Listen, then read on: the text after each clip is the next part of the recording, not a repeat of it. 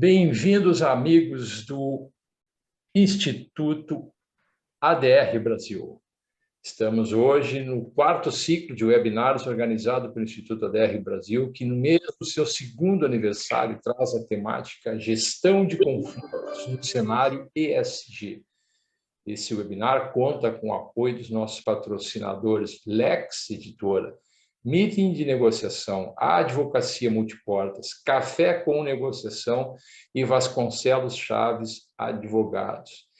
Nesse primeiro painel, contaremos com a presença dos nossos ilustres e queridos convidados, Leonardo Neite, da Almeida Advogados, Marcelo Ehlers, do Instituto Sucessor, e com a moderação de Magda Geyer Ehlers, fundadora do Instituto Sucessor, que vão abordar agora, nessa primeira hora, o tema Família Empresária e Sustentabilidade de Propósito. Como nós acertamos com os palestrantes, os currículos de cada um deles estarão disponíveis no nosso site. Eu também vou colocar eles aqui no chat, para a gente dedicar mais tempo para essa conversação, que, sem dúvida, vai nos ocupar bastante, e a gente vai sentir falta de mais tempo para concluir este webinar. Eu vou passar a palavra, então, para a Magda. Seja bem-vindo, bem-vindo a todos. Está contigo, Magda, por favor.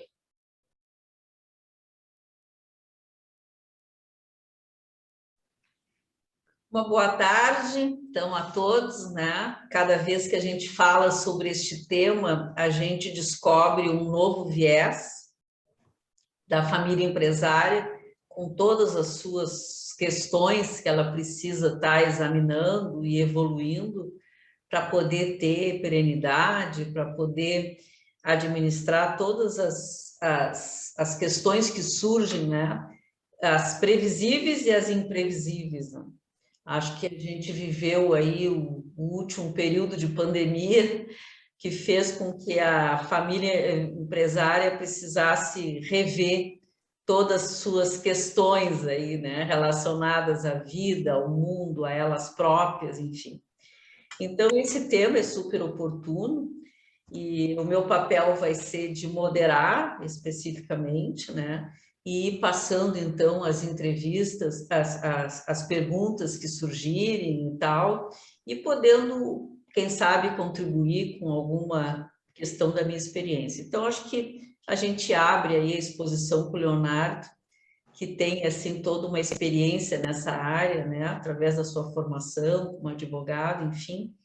Então, seja bem-vindo, Leonardo, na tua explanação aí. Obrigado, Magda, Ivan. Bom, boa tarde a todas e a todos. Eu começo agradecendo pela oportunidade de estar com vocês e pela presença de todas e de todos que nos acompanham, tanto aqui ao vivo quanto os que assistirão depois, porque, felizmente, já está gravado, né? Eu sempre começo uma apresentação da maneira mais inclusiva que eu consigo. Eu ainda não sei me comunicar muito bem em Libras, mas eu começo de uma forma um pouco de audiodescrição. Então, eu sou um gaúcho que mora em São Paulo há bastante tempo, de família uruguaia, mas que veio para São Paulo pequeno. Tenho 56 anos de idade, 36 anos de carreira, dedicada a negócios. Eu tenho formação jurídica, de administração e economia, e um apaixonado por negócios. E acho que quem gosta de negócios, quem gosta de empresas, sabe que uma das maiores riquezas de um país são justamente as suas famílias empresárias e as empresas familiares, né? Que são a maioria.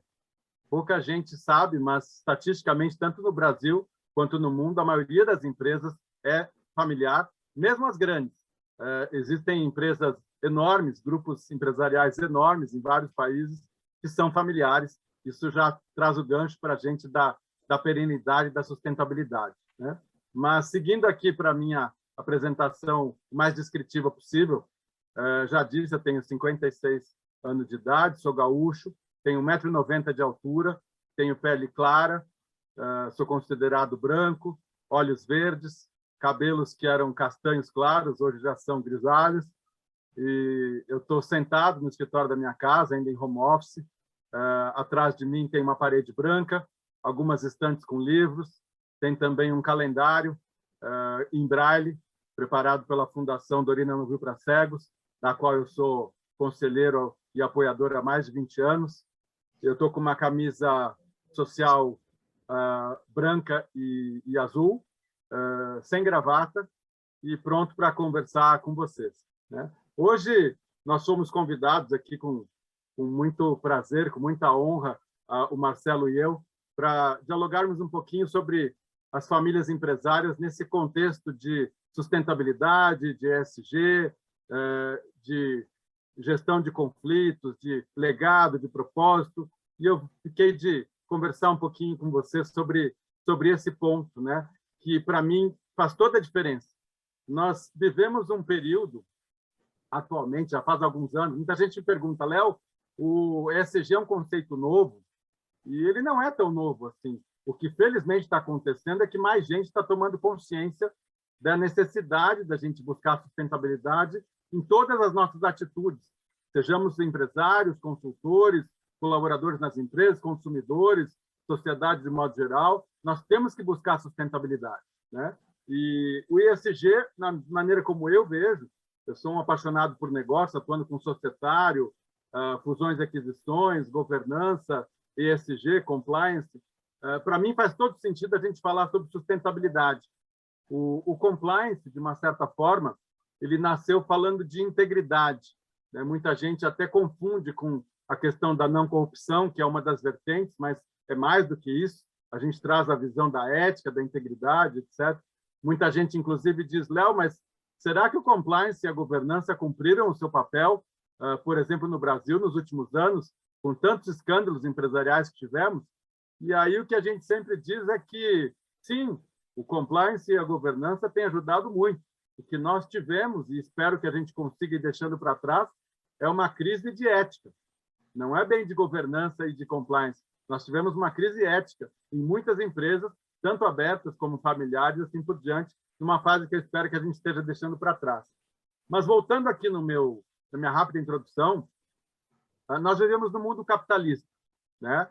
No mundo que privilegia e incentiva a livre iniciativa.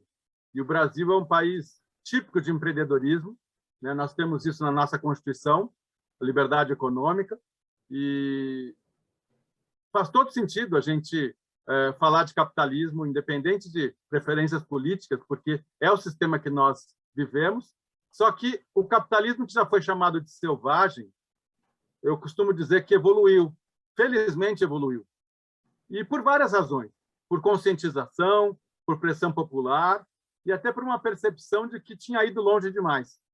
Nós, falando como um todo, pensando em termos de planeta, nós exageramos, forçamos demais a curva e esticou demais essa corda, desrespeitamos como planeta o meio ambiente, jogamos fora a sustentabilidade, abusamos de utilização de solo, de rios, de matas e assim por diante.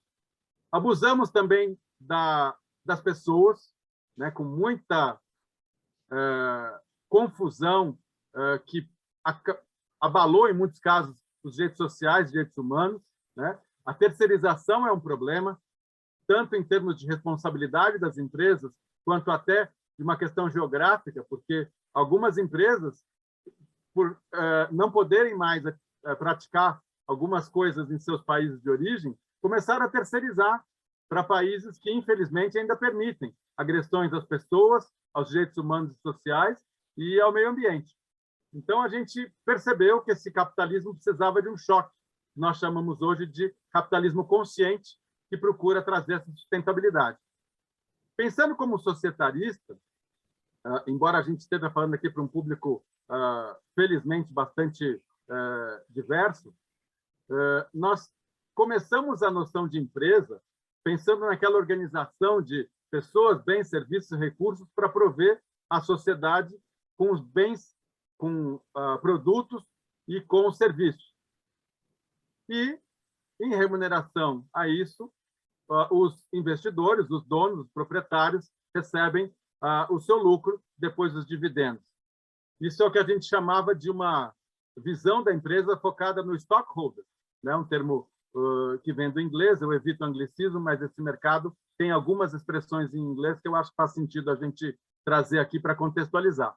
Então, durante muito tempo, nós vivemos esse foco no stockholder. Felizmente, depois, ali no final dos anos 80, por aí, a gente começa a ter com mais força a visão da governança corporativa, que eu já acho uma evolução. Me apaixonei ali nos anos 80 pela governança corporativa, quando se percebeu por que algumas empresas valem mais, por que algumas empresas são mais sustentáveis, por que algumas empresas são mais duráveis, por que ela tem um valor de bolsa ou para operações de M&A mais alto, por que elas rendem mais dinheiro, por que elas valem mais. E se buscou o pilar da governança, falando dos stakeholders. Todos aqueles que, de alguma maneira, estão ligados diretamente à empresa, que tem um pedacinho ali, que tem um stake dela, precisam ser preservados e olhados com a mesma seriedade, buscando um certo equilíbrio. A gente traz uma organização, a gente traz estrutura, traz fluxos, traz responsabilidade, traz o accountability, novamente lembrando aqui, e isso foi uma evolução. Só que agora, eu diria que do ano 2000 para cá, eu, pelo menos, venho estudando governança há perto de 30 anos, 25 pelo menos, e ESG há uns 15 anos, pelo menos. Já mudou o nome, já se falou de vários nomes, mas vamos ficar com ESG. Percebemos que saímos do stockholder, passamos pelo stakeholder com a governança, só que a governança corporativa também evoluiu e passou a precisar incluir todo mundo, o planeta inteiro, as relações diretas e as indiretas também.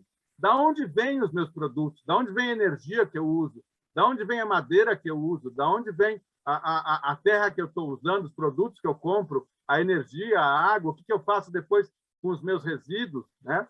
E a gente percebeu aí no mundo todo, nos últimos anos, a diversidade não sendo respeitada, a questão de vários ismos, né? Do capacitismo, do idadismo, do racismo, machismo e assim por diante. A gente sabe acabar com isso, para trazer a diversidade é natural, mas a inclusão demanda atitudes concretas, demanda decisões, né?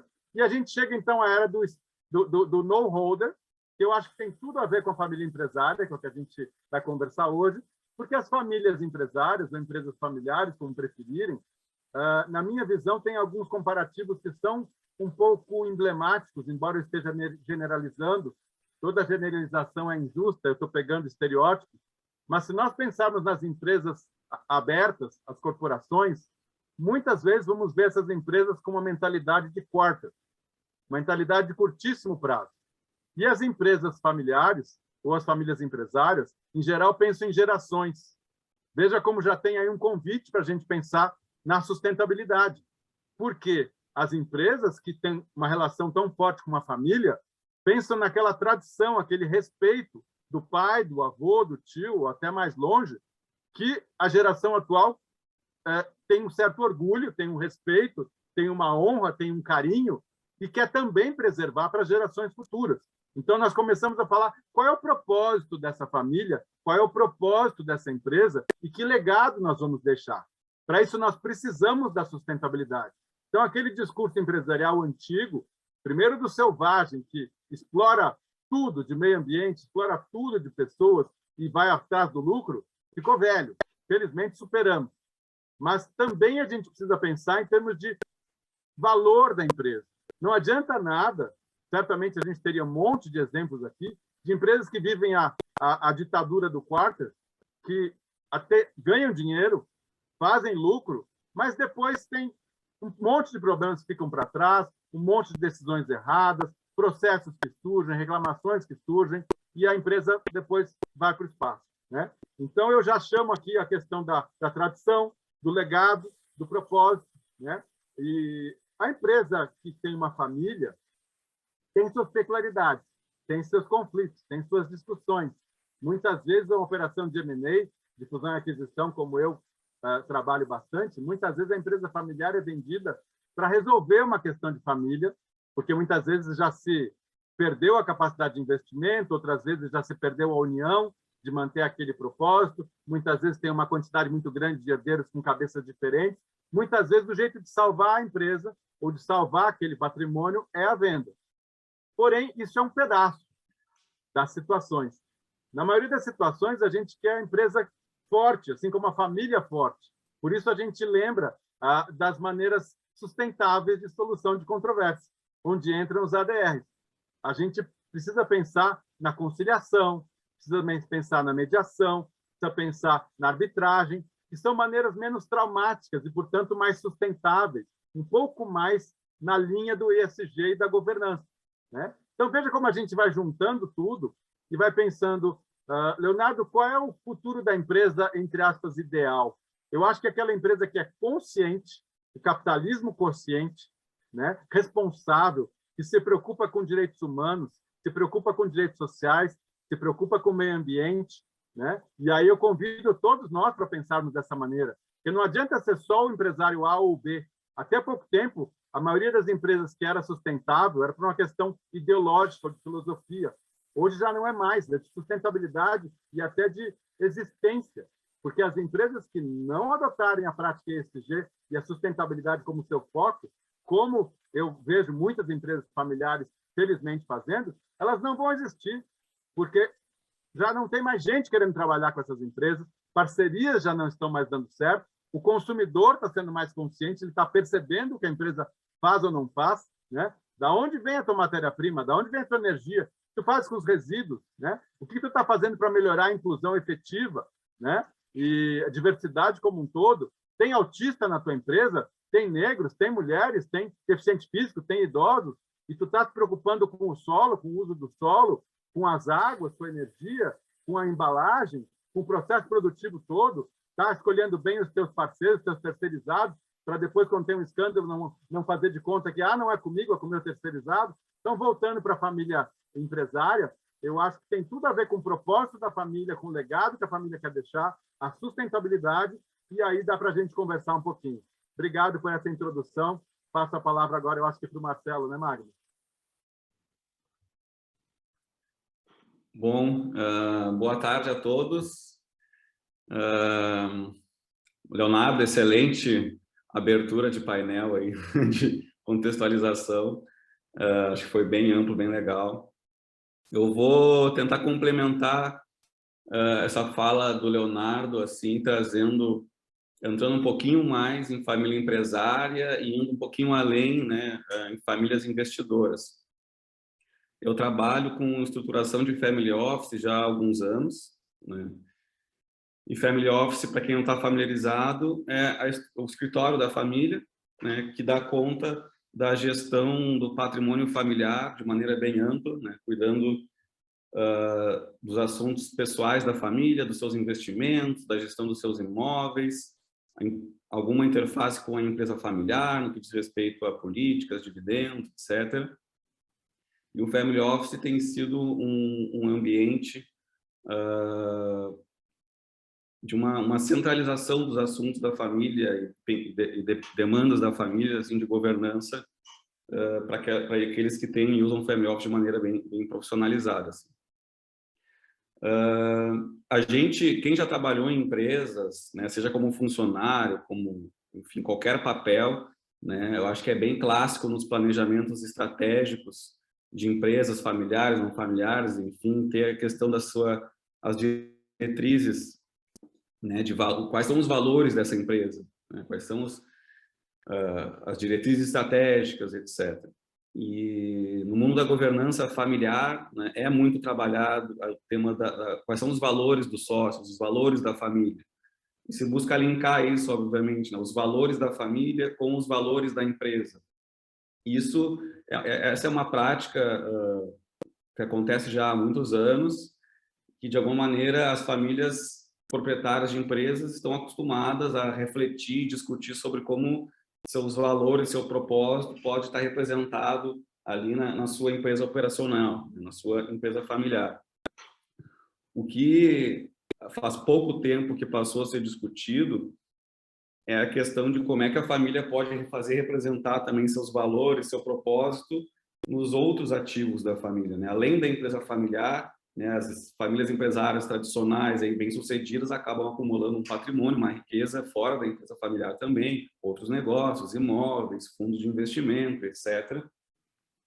Só que por diversos tabus e desconhecimento, enfim, acaba não se tendo um protagonismo na gestão, né, desse patrimônio além da empresa familiar.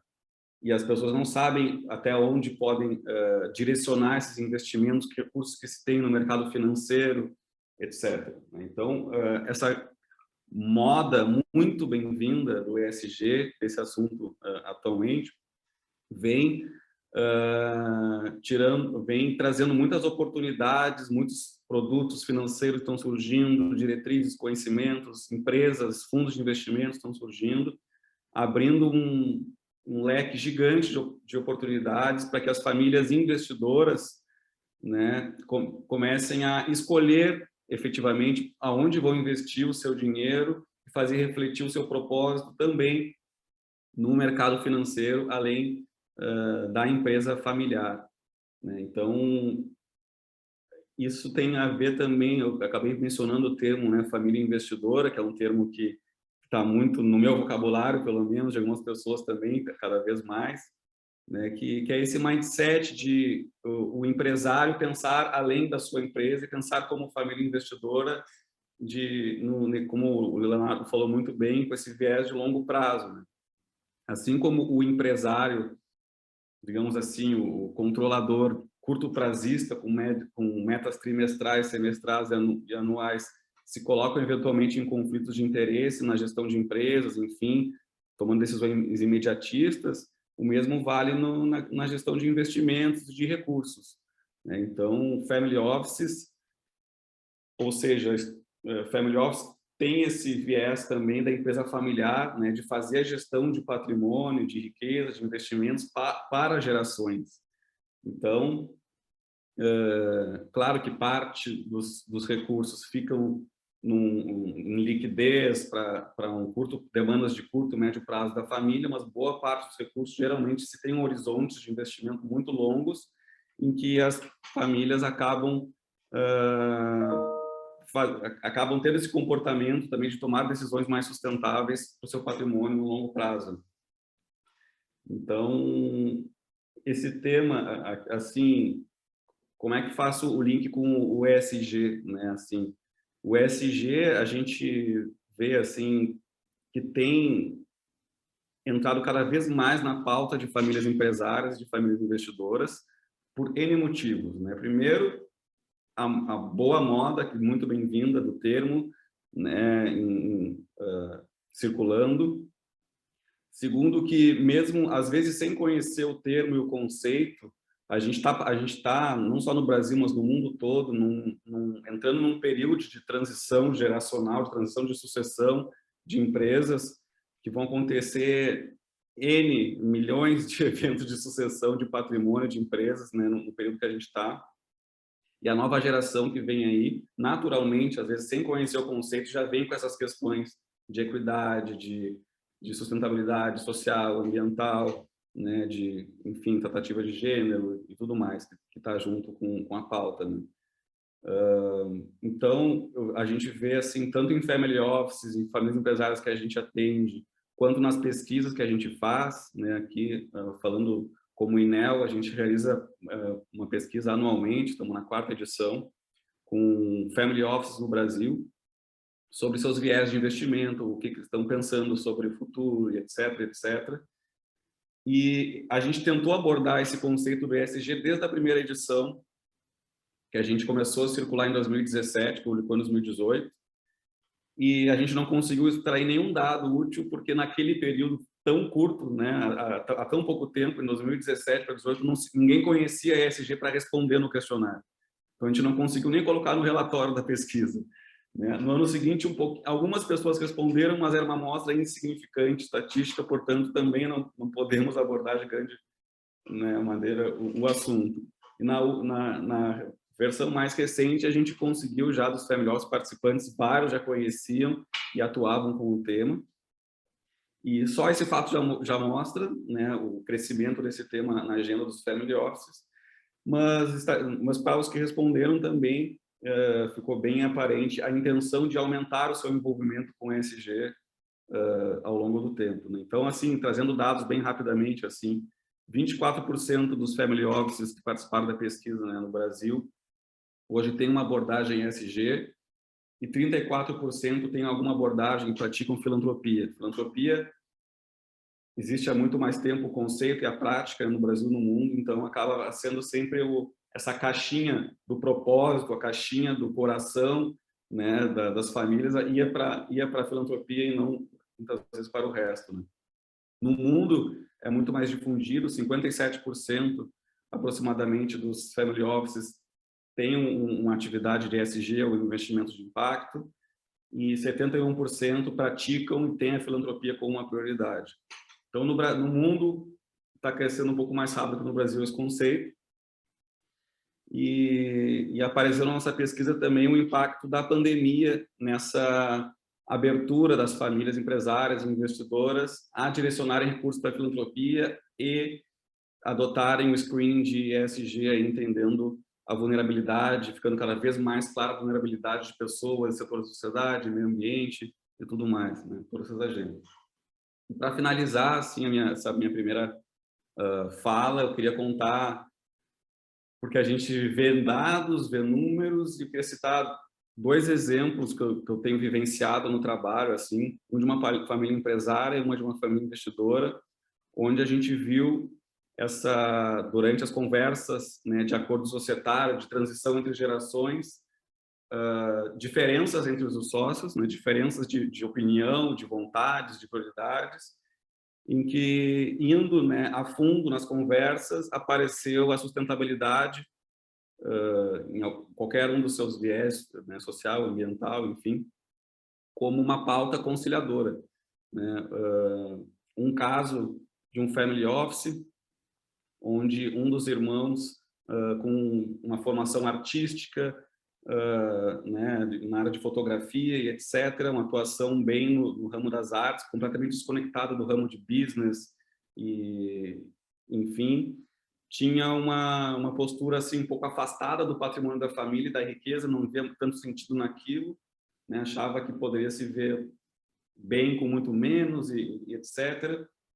E quando os pais escreveram a carta da família, né, um dos documentos da governança familiar, aí, dizendo formalmente para a próxima geração quais eram as suas intenções para o patrimônio, qual era o seu propósito, a sua visão para a família, e que legado que queriam deixar, ao ler aquilo ali, aquele membro que estava descolado daquela estrutura e sem identidade nenhuma, viu, não, acho que a nossa riqueza pode trabalhar para algum propósito, e eu me identifico com esse propósito, porque é fazer o bem, no final das contas, lá, através dos investimentos de impacto, tudo que foi como diretriz para a política de investimentos, né?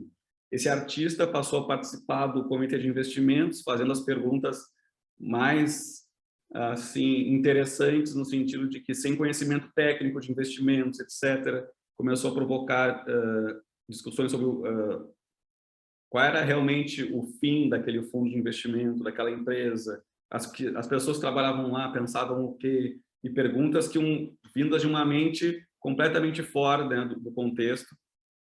Isso aproximou eles. O comitê de investimentos mudou a política de investimentos da família, de uma meta inicial que era de 5%, 10% em investimentos de impacto, passou para 100%, perto de 100% da alocação da família, e resgataram projetos de filantropia, montaram uma fundação, então, onde existia um membro familiar descolado do contexto da riqueza familiar, etc., através do ESG e filantropia se reconectou, e o Family Office ganhou uma outra atração com esse novo membro engajado. E um outro exemplo, muito parecido, né, mas numa família empresária do agronegócio, tem uma fazenda de grande porte, 4 irmãos herdaram essa fazenda, e um desses irmãos, com esse viés também de sustentabilidade muito forte, questionando a monocultura, a plantação de soja em larga escala, os danos para o solo, etc., provocando essa discussão. se viu a necessidade, então, de, primeiro, os 4 mergulharem dentro da fazenda, entenderem do agro, tecnicamente, efetivamente, o que estava acontecendo ali, e que impactos que aquele negócio estava gerando, pedindo a opinião de pessoas terceiras, especialistas, para também avaliar que impacto estava gerando. O diagnóstico está sendo feito e está sendo muito surpreendente, assim, que a família, tradicionalmente, já tinha uma preocupação com o meio ambiente nas gerações antecessoras. Então, que mesmo sem conhecer o ESG, sem ter um conceito tão avançado de agricultura regenerativa, etc., era uma prática da família zelar já, né, pela terra, pela água, pelo solo. Mas montou um comitê de sustentabilidade, onde está sendo feito um balanço de carbono da operação, está sendo feito iniciativas sociais, até de recursos humanos, né, de treinamento de pessoas da fazenda, assim como a população indígena que vive no terreno vizinho, etc., avaliando a escola onde as crianças né, dos filhos dos funcionários estudam, qualidade do ensino. Então, quando se tinha um membro dessa sociedade que criticava, né, o modelo de negócio, a insustentabilidade possível, né, isso até chegava a ameaçar a sociedade, né, isso foi colocado na mesa mais de uma vez, quando mergulharam na pauta ESG e colocaram isso como um valor deles, né, conexão com a natureza do negócio, veio como solução. Em aproximadamente 2 anos que existe esse comitê de sustentabilidade, hoje o engajamento dos sócios é incrível, assim, para a pauta e para o futuro do negócio, né, que é do negócio e da sociedade entre eles, né? Então, só citando 2 exemplos bem legais, assim, vivenciados. Acho que estourou meu tempo agora, pontualmente, os 15 minutos que a gente tinha pré-combinado. Então, eu acho que deixo a bola rolando aí para continuar o bate-papo aí junto com o Leonardo, com a Magda, enfim. Magda, o microfone está... Ouvindo vocês, né, me faz pensar assim no que eu venho observando ao longo da minha vida aí, lidando com as famílias empresárias, né, da diferença da pequena, grande empresa, né, e da grande empresa pequena, assim, né.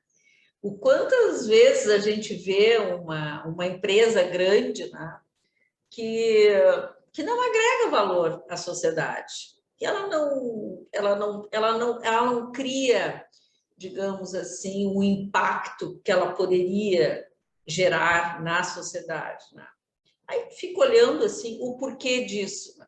Porque tem todo um foco só na questão do dinheiro, da rentabilidade, e a família empresária, que é dona daquele negócio, que é a controladora, né? Não, muitas vezes não tem essa sensibilidade de perceber que ela tem na mão, né, um poder muito grande, né? Ao passo que às vezes a gente vê pequenas empresas que criam laços e raízes e impactos na sociedade que faz com que aquela empresa, que aquela família seja sempre lembrada com muito carinho, com muita disposição, com muita energia, né? Porque ela causa efetivamente aquele impacto, né? Então eu fico me perguntando assim, em que momento, faço essa pergunta para o Marcelo, assim, em que momento que a família pode ser alertada para isso, né? Esclarecida para esse descortinar de um outro mundo, né? Que é um mundo de trocas subjetivas, de trocas emocionais, de deixar o seu legado. Em que momento que tu, no teu trabalho, trazes isso para a família, assim, entendendo que a família não tem essa sensibilidade? Quando? Em que momento que se faz essa discussão? Essa discussão, idealmente, né, porque muitas vezes as famílias vêm com uma pergunta bem prática, assim, falando de family office, exemplos, assim, né, vem,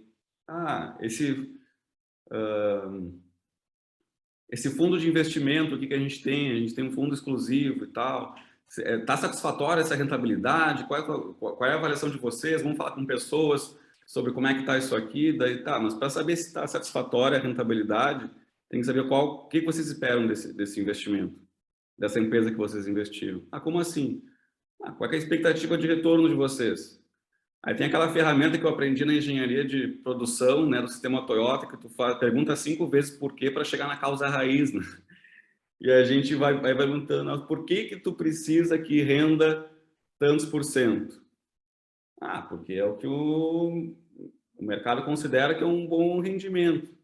Tá, mas tu quer que o teu rendimento seja bom comparado com o que o mercado quer ou que tu realmente precisa? Então, por que realmente precisa render tanto?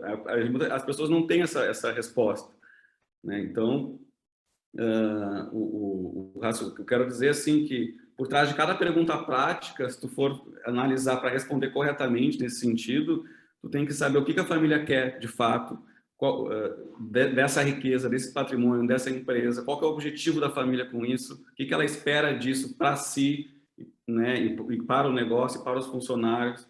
Então, não tem muito como desenhar, por exemplo, um family office ou desenvolver um modelo de governança de longo prazo sem tu chegar de algum jeito no propósito da família. Então, assim, teve vários trabalhos já que a gente começou que aparentemente já tinha governança familiar, já tinha tudo montado, era só uma demanda pontual, mas para aquela demanda pontual ser bem feita, tu tem que entender que família que está por trás, que relação societária que está por trás. Então, assim, inevitavelmente isso tem que ser discutido.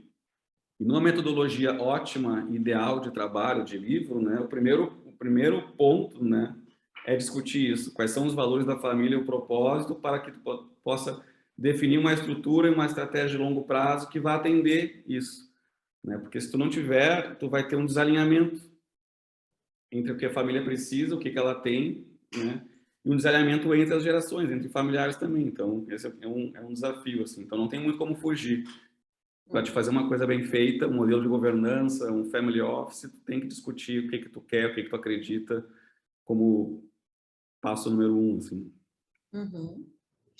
E o Leonardo, na sua experiência aí de M&A, assim, tu tem percebido assim que as famílias empresárias, por exemplo, ao se desfazer do seu negócio, elas têm uma sensibilidade assim de tipo de gratidão por terem de certa forma enriquecido, por terem tido o privilégio de ter acesso a tantas coisas que no passado não tinha, que se sentem com uma dívida assim em relação à sociedade, que gostariam de estar resolvendo. Tu percebe essa discussão assim quando a família se desinteressa pelo... Não, na venda eu não tenho visto. Como eu comentei antes, a gente, para poder fazer uma apresentação assim geral, a gente acaba generalizando, né? Sim. Então, a generalização é sempre injusta. Mas nos processos de venda, não.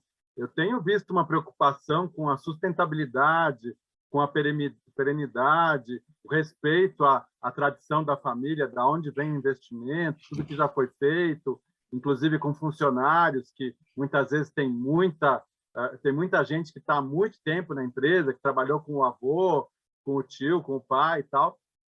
Nos projetos de sustentabilidade, sim, eu vejo na minha atuação como governança corporativa, como societário, como compliance, eu vejo, sim, Magda. Nos processos de venda, em geral, não, porque eu vejo os processos de venda de duas maneiras bem generalizando. Assim. Uma vez é quando a empresa já está sem condições de se manter. E aí a empresa, a família em geral já tentou tudo, não consegue mais, não tem mais capacidade de investimento, não soube ser criativo e fazer alguns ajustes enquanto ainda era tempo. E aí o que eles querem é só salvar um pouco do dinheiro, se for possível. E outras vezes é porque não se conseguiu o alinhamento, muitas vezes já na segunda, terceira ou até quarta geração, não se consegue o alinhamento. Por isso que eu falei na abertura um pouquinho de tentativas de manter a unidade, né? Com conciliação, com mediação, tentando manter a empresa unida, se não com todos os herdeiros, com alguns grupos, pelo menos, né? Nesse esforço de manutenção da empresa, eu vejo, sim, Aí vem tudo isso que tu disseste. Ainda tem um certo orgulho da tradição da família, o que a família fez, especialmente aquelas empresas que são já mais antigas, de várias gerações, e também aquelas que conseguiram crescer, muitas vezes são a empresa principal de uma cidade ou até de um estado. Então, aí eu vejo esse orgulho, essa gratidão. Por isso que eu falei do propósito e do legado, né? O que essa empresa vai deixar, o que essa família está deixando, o que já fez e quer continuar fazendo de outras formas. Nos processos de venda, eu já não tenho visto, não, mas eu acho que esse é um ponto muito específico, porque a empresa familiar que deu certo, que já está em algumas gerações, que já cresceu, ela geralmente quer continuar ativa. A família empresária, em geral, ela quer continuar assim, mesmo que cada herdeiro, se a família ficou grande, vá ter talvez as suas outras atividades. O Marcelo lembrou aqui casos de herdeiros que têm outras profissões, outras preferências, mas muitas vezes se interessam, ainda que um pouco de longe, né? Por isso que, em termos de treinamento, a gente treina herdeiros para duas atividades: para serem executivos das empresas, quando assim é o desenho, e outras vezes para serem investidores, para serem conselheiros ou para serem mesmo investidores um pouco mais passivos, mas para que continuem olhando para que os valores da empresa e da família continuem preservados. Então, para manutenção, eu vejo. E eu queria aproveitar a tua pergunta para falar sobre M&A no ESG, mesmo um pouquinho fora da empresa empresária, da família empresária, mas de operações de M&A de modo geral. Eu já tenho visto muita influência do ESG e da sustentabilidade nas operações de M&A, porque hoje em dia já se percebeu que as empresas com boa governança, com bom compliance e agora com foco em ESG e sustentabilidade, elas valem mais. E elas não valem mais só hoje, elas tendem a valer mais por mais tempo. Então, quando se pensa em investimento, eu vejo cada vez mais, tanto fundos de investimento, como investidores institucionais, como investidores estratégicos, eu já vejo que as empresas que são sustentáveis, que têm a governança forte, compliance forte e ESG forte, elas valem mais, elas são mais atrativas e elas têm uma due diligence mais fácil também, né? Eu vejo cada vez mais em processo de M&A, nos últimos 3 ou 4 anos para cá, quando se começou a falar mais de ESG, o processo de M&A ele tem um teste de atratividade mais forte na sustentabilidade no ESG, o valuation é mais rigoroso nesse pilar e a due diligence também. Inclusive porque a gente precisa ampliar a due diligence para pegar os terceiros. Como eu disse na abertura, muitas empresas, erroneamente, a meu ver, começaram a terceirizar aquela parte mais suja, entre aspas, da sua atividade, em alguns casos, e para se esconder. Terceiriza para outras empresas ou transfere para outros países que têm uma questão ambiental e social menos desenvolvida, menos responsável, menos sustentável, e se esconde atrás de terceiros. Então, agora no M&A, a gente tem que olhar isso também, tanto por uma questão de consciência, por uma questão de qualidade de investimento e de sustentabilidade, mas também de responsabilidade. Então, eu vejo os processos de M&A já mudando bastante nos últimos 4 anos para incluir não só a governança e o compliance que já incluíam, mas também agora ESG, sustentabilidade e terceiro. Então, por isso até que eu disse que se há algum tempo as empresas mais sustentáveis e responsáveis eram consideradas diferentes, hoje elas são as que vão, a meu ver, continuar, porque as empresas que não se envolverem e não perceberem isso, elas vão perder colaboradores. A gente já vê muitos departamentos de RH com dificuldade de atrair e manter talentos em empresas que não são sustentáveis, que não lutam pela inclusão efetiva, que não estão melhorando os seus processos e que não são coerentes. A gente vê muita empresa que fala, tá bom, então eu vou evitar emitir carbono. Mas o que está fazendo com a água? O que está fazendo com o solo? De onde vem a tua madeira? De onde vem a matéria-prima? Quais são os teus terceirizados? Né? E tem inclusão de verdade no teu quadro? Tem terceirizado que está batendo no consumidor, na saída do consumidor do supermercado? Né? Tu é uma loja de vestuário e tem denúncia de que algumas tecelagens têm trabalho escravo e tu não faz nada. Olha a tua fotografia de colaboradores, de conselho, e é tudo muito parecido, né? Cadê os autistas? Cadê os idosos? Cadê os negros? Cadê os deficientes físicos? Então, eu vejo isso tudo mudando no mundo do dia a dia e no M&A também, Magda. Isso eu vejo. Estamos indo para o encerramento, né? Não sei se o Marcelo gostaria de complementar alguma coisa, que depois eu gostaria de fazer o fechamento. Dois comentários. Uma, assim, curiosidade, né? Eu acho que não é tanto o foco aqui, mas eu acho que é interessante compartilhar, assim.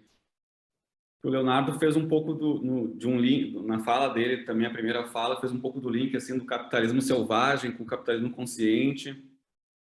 E falando agora que as empresas que têm o ESG, enfim, isso acaba afetando seu valuation.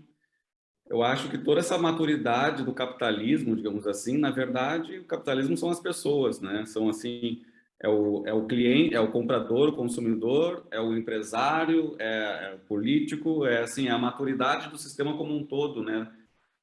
Então, se o capitalismo era selvagem, é porque o consumidor era selvagem também, o empresário era selvagem também, não se tinha esse valor de sustentabilidade em todas as partes, todos os stakeholders, não se tinha talvez isso tão, digamos assim, difundido, né? Então, como o mercado consumidor passou a exigir mais, né? Como o investidor passou a exigir mais, então despertou isso no empresário também, é tudo uma coisa assim cíclica, né? Insustentável, assim. Então, se o empresário não se adequar às exigências do mercado consumidor e do mercado financeiro, seus potencial de resultado diminui, portanto, de alguma maneira aquele conceito lá do Milton Friedman ainda é verdade, né?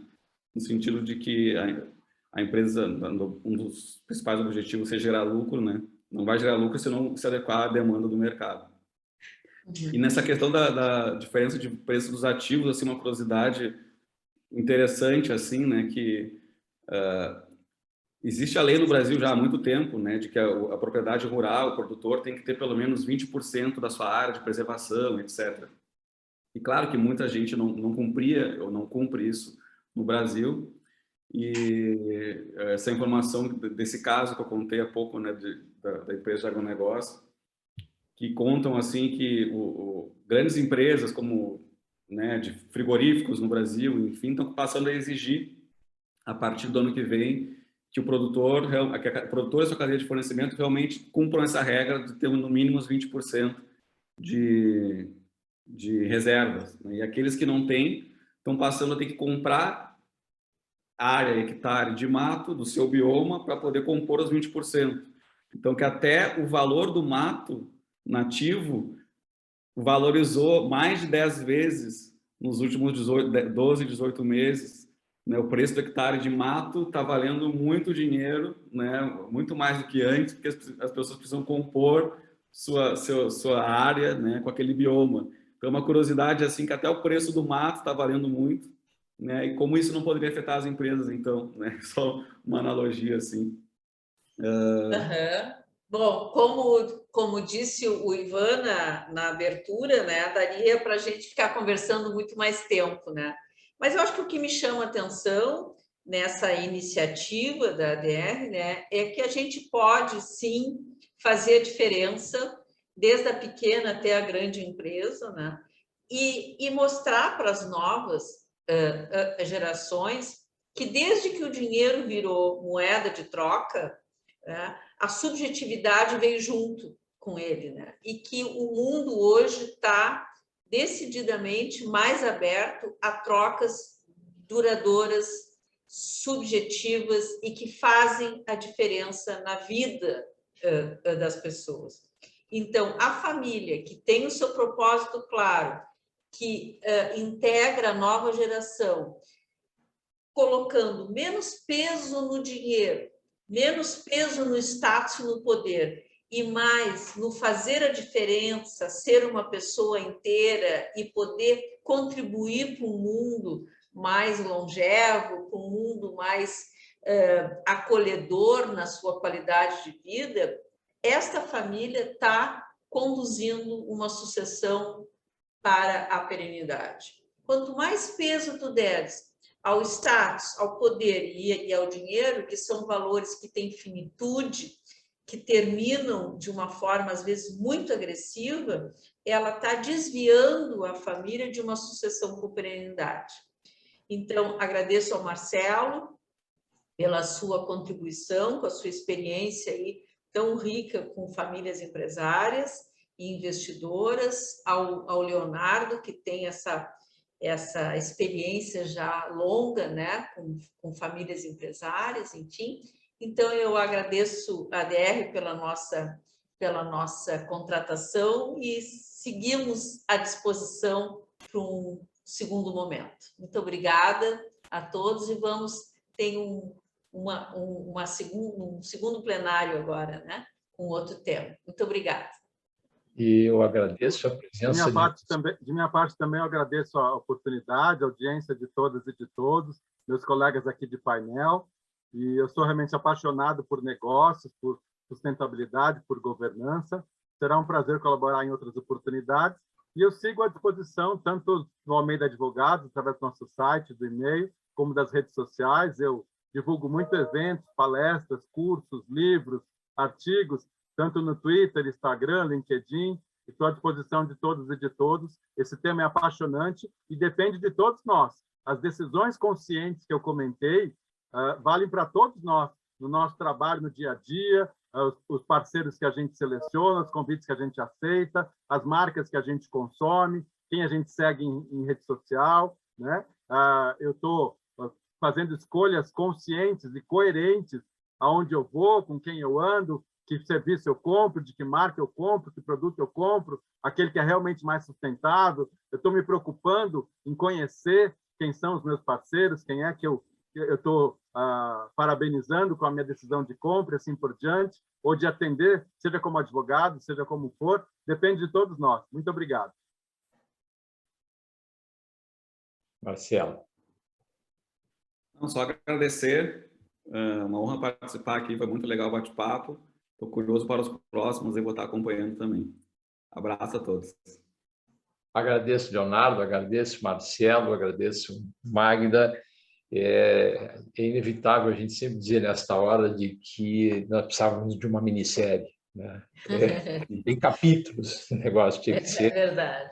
Tem muito tema. Foi muito rico, a gente pode ver aqui no chat comentário das pessoas, e quem sabe a gente daqui a pouco está fazendo aí um segundo tempo desse tema que é apaixonante. Muito obrigado a todos vocês. Muito obrigada. Queremos agradecer a Lex Editora, ao MIT de Negociação, a Advocacia Multiportas, ao Café com Negociação e a Vasconcelos Chaves Advogados, que são os nossos apoiadores desse webinar, que também marca o nosso mês do 2º aniversário do Instituto ADR Brasil. E última informação, é um pequeno presente, se a gente está de aniversário, quem vai ganhar um presente é vocês. Quem aí é mediador, ou trabalha com mediação, enfim, nós estamos concedendo um desconto no curso Jornada de Marketing para Mediadores.